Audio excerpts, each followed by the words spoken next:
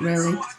Hi guys! Welcome to my first episode of Ling Fries Chicken. Django's going crazy. Say hi, Django. This is Django. Oh my gosh. Alright, he had enough of us. This is my co-host, Jane. Say hi. I thought I was a guest. You're a co-host. Co-host, no. But I'm gonna make a guest appearance. It's my hubby. Guest room. Oh no, I guess it's the office. So, I just want to start by saying my heart goes to all of the first responders to the COVID-19 situation. I'm a registered nurse, so I understand everything that you guys are going through, and my heart goes out to you guys.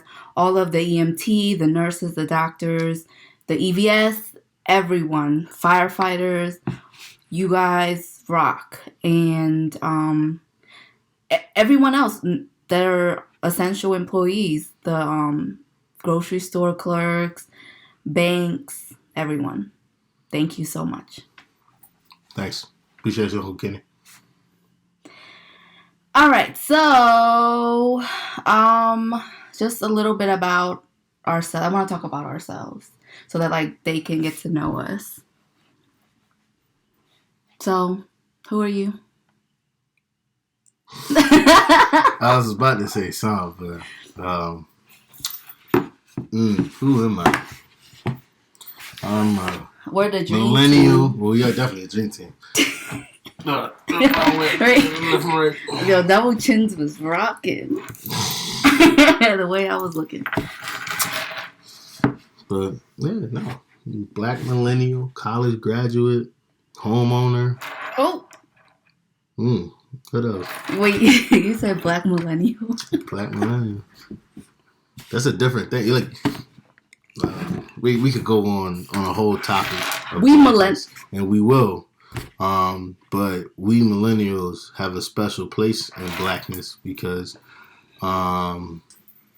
we are at the cusp of generational wealth. And what I mean by that is that there is a chance for us as black people to really build businesses like we did in 1920 and to be able to sustain those into the future. You have a lot more power than we used to have, 30, 40 years ago. And for us, as millennials, we're coming into being able to take high offices and take power. So, it's important for us to make sure we, uphold our responsibility to our ancestors. And we're millennials, not generation. What is it? What do you think we are? Generation X? Generation Z. Generation Z. Get yourself together, because we are millennials, and we are about to be in our 30s this year. So we're not worried about all this extra. We just trying to build this generational wealth. There's only a couple more years after us as millennials. Everybody else, Gen Z, right? They on spring break. We ain't on spring break. We got jobs. Bills. We ain't got no time for no spring break. Out here. So, I'm just a little bit about me. I'm Vietnamese. I came to America when I was 5. I don't know. Just trying to make it out here. My parents work minimum wage jobs. I put myself through college. I'm currently getting my master's in family nurse practitioner. So, I don't know what Django's doing, but he's like running around here. Oh. And boom. Yeah. So what the? Yes. What's that movie?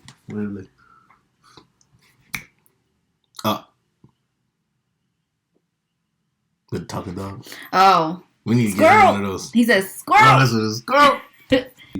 So what's one thing like from your childhood that you feel like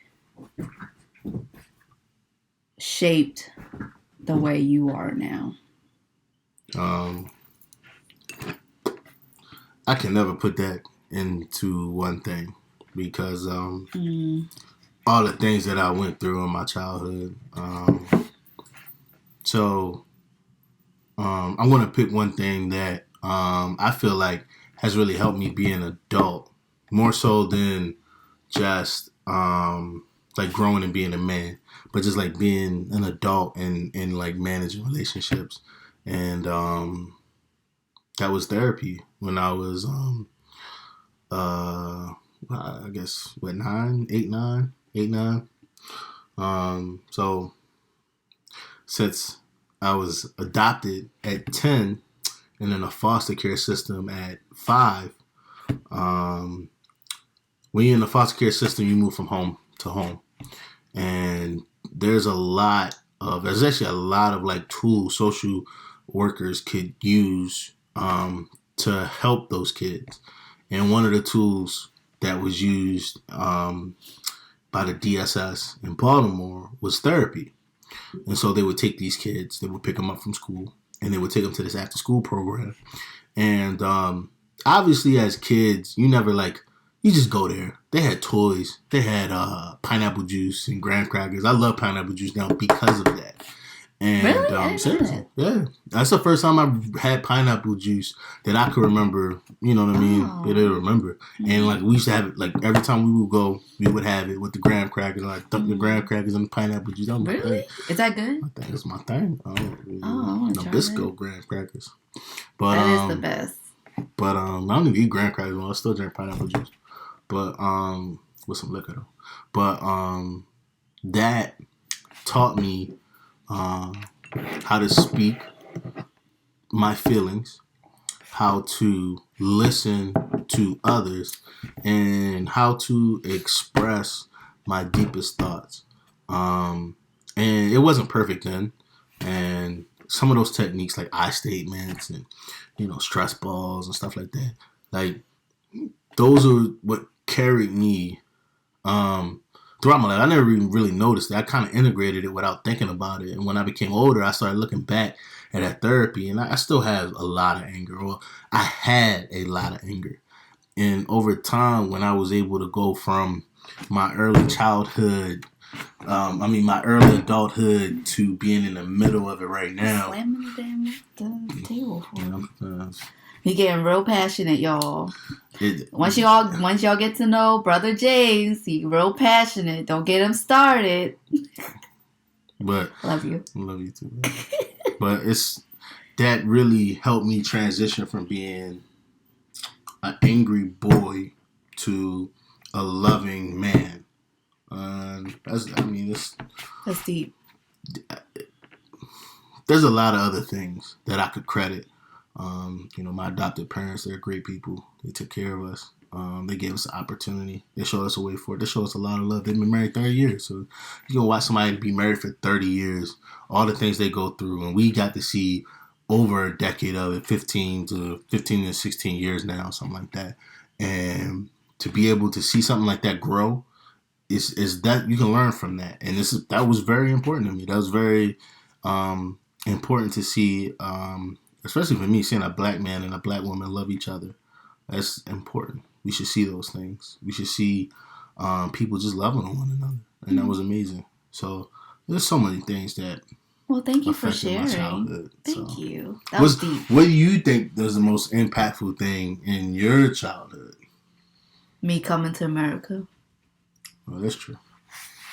It gave me a lot of experiences, or opportunities rather.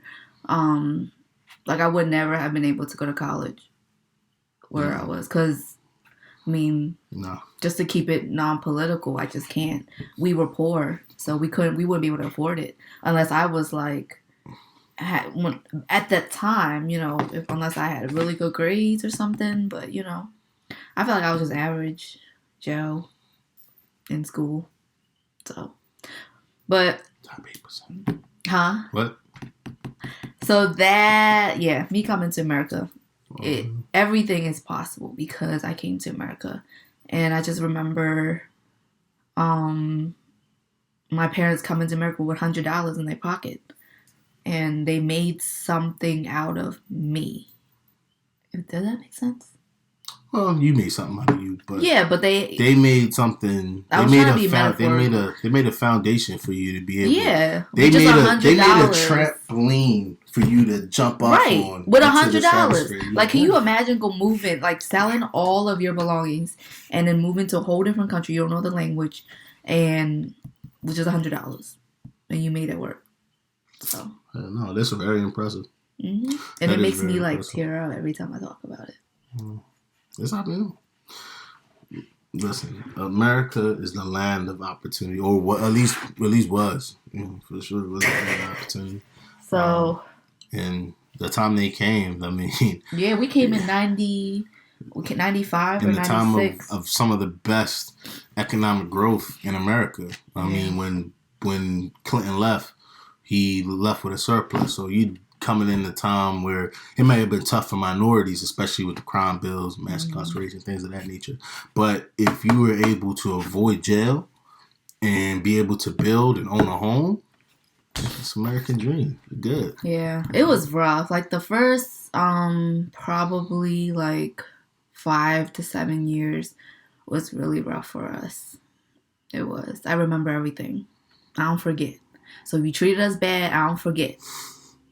Cause I don't. It's a list. There's some people on my list,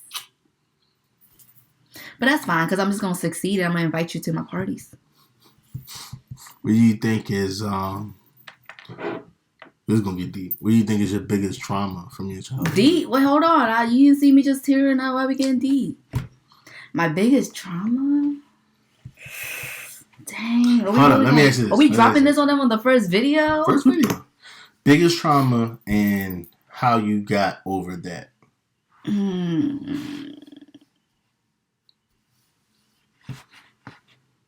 Growing up, or as an adult, because. Okay, so growing up, we'll keep it growing up. Childhood, high school and under. That's what we're calling childhood. That's what I define as childhood. Okay. Even though everybody in high school think they're an adult and all that stuff, but that's childhood. Well, I think growing up, I didn't really see like a healthy marriage. So clearly, some people about to be exposed in this series, but I didn't see a healthy marriage growing up, and I feel like that traumatized me as an adult when I'm trying to react to adult situations in the most healthy way, but I never really had that as an example growing up. I felt like that traumatized me as an adult.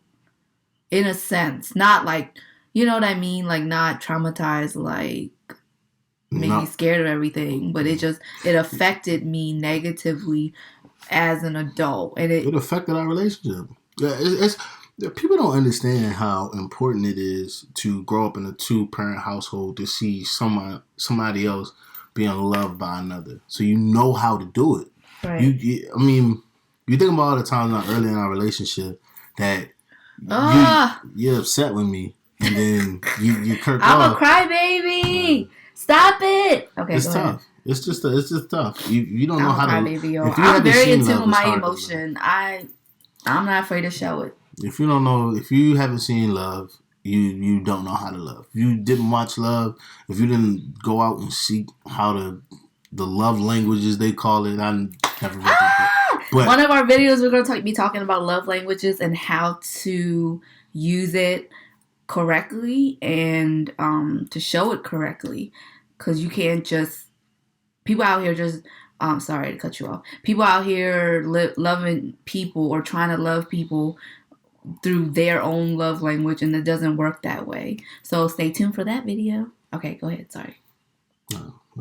I just had to put that in because that was a perfect time for me to advertise that. I think it's important that people know that you really can't love someone until you learn how to love.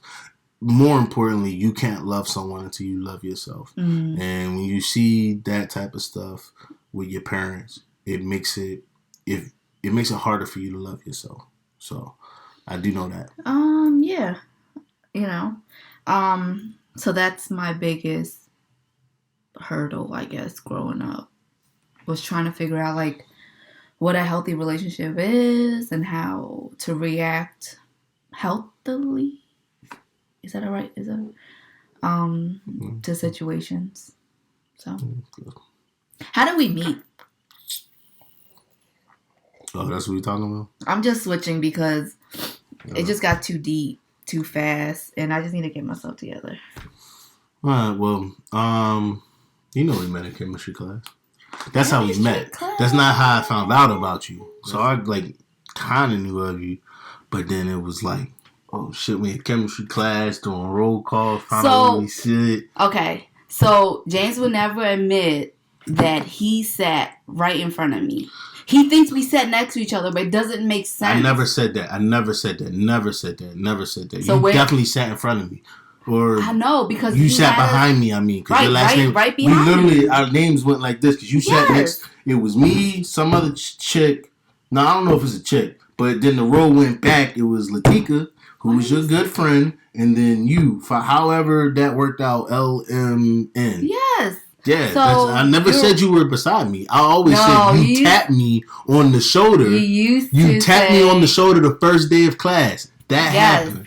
And I turned around. It was the first day? Yes, it was the first day. I was sexy as fuck. I was back to school. I'm fresher than a whatever. I'm like, yo, I got all the senior chicks on me. I got the junior. I got all of them on me. Yo, fresh. Can you stop slamming I'm fresh. Fresh to death, son. Don't hate on the shirt. And then the reason why I keep rubbing my head so much is, and this shirt look like it's another dude. The dreads is gone. Aww, it's okay. But yeah, that's how I did not have dreads then. This is how I looked back then. So cute. Because definitely a lot lighter. I just remember in chemistry class, like I guess it was the first class like that. It was so confusing. Like I didn't understand nothing in chemistry class. And he was raising his hand. And I was like, I need to be friends with him because I don't know nothing. And I need to pass this class if I wanted to go into nursing school. So what did I say? I think I tapped you on your shoulder and I asked you if you understood this or something. Right? Something like that. And then you turn around and you're like, I know you. And I was like, no, you don't. And I know of you. I'm like, what do you know of me? Like, because I just moved. I know fucking everybody. I know everything. Everything. Right, Django? You about to be cut out this whole series. You about to be cut out this whole video.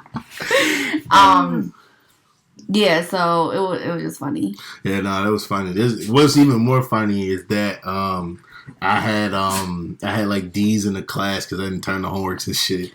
And I was like, and you over there act like you was hold on. Still got to be in that class though. I smashed that final, and my grade got up to a B, and then it fucked everybody else's curve up because it pushed it. I had like a 90 something on the final, and nobody else even had more than a B, so it fucked up the whole curve. Everybody was so mad. I passed that class by the skin of my teeth. I passed with a D because I think you can still pass with a D, right, in high school. Yeah. I had a D. Whatever the lowest possible grade you can have to pass a class, that's what I had, and it was a D. He was a horrible teacher. He was awful. But he was super, he was like super smart, but he's one of those people where like, you're just not a teacher. Like you're smart, but you don't know how to relate to people so you can get your message across. And it's like for me and for a lot of students, I think like when you have the interference in your message as a teacher, it's just you're not going to reach the student. So that's why a lot of those students didn't do well. I don't know if it was his first year there or something like that, but I don't think so. But all I do know is I crushed them tests. Yeah, I don't think I got less than a B on any test in that class. I feel like you're like one of the smartest people. I feel like you are the smartest person I know. Thank you. You're like a human calculator. I don't even calculate 2 + 2 anymore. Why? But that chemistry class was fun. It was so much fun. It was so fun. But, we had all of our friends in there. Cool. And then remember we made ice cream?